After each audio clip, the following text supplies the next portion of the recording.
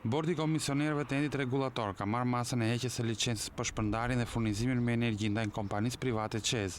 Pasi mbledhje të gjatë dhe dëgjimit të raportit teknik të përgatitur nga Enti Rregullatori i Energjisë, drejtues të këtij institucioni vendosën në unanimitet heqjen e licencës për mospërmbushje të detyrimeve kontraktuale nga ana e kompanisë çeke. Bordi vendosi gjithashtu me shumicë votash edhe emërimin e administratorit të ri Sahid Dollapi, i cili do të drejtojë kompaninë tani shtetërore të shpërndarjes së energjisë elektrike. Dakord. Pro.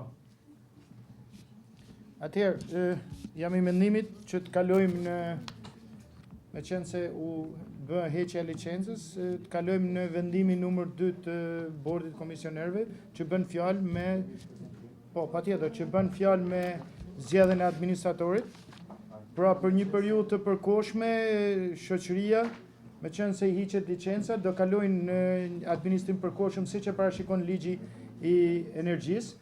Bordi Komisionerëve ka vendosur që administratori i shoqërisë ÇEZ shpërndarja për 2 aktivitetet dhe i përkohshëm tranzitor është zoti Sahid Dollapi. Procedurat për heqjen e licencës Enti Rregullatori i Energjisë filloi që në muajin dhjetor të vitit të kaluar, për shkak se kompania private ÇEZ tregoi pa aftësi menaxheriale në reduktimin e humbjeve në rrjet dhe sigurimin e importit të energjisë.